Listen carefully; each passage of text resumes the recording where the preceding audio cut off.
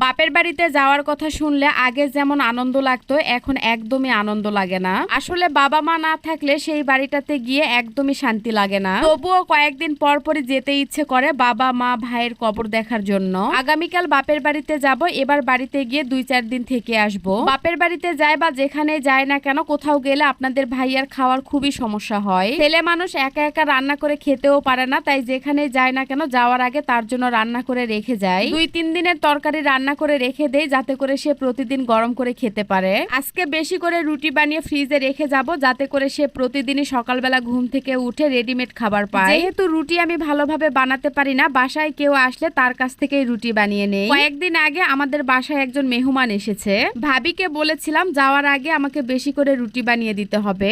আগামীকাল যেহেতু ভাবিও চলে যাবে তাই রাতেই রুটিগুলো বানাতে শুরু করেছে। অনেকগুলো রুটি বানানো হয়েছে, এগুলো সবই ফ্রোজেন করব যাতে করে কয়েকদিন সকালে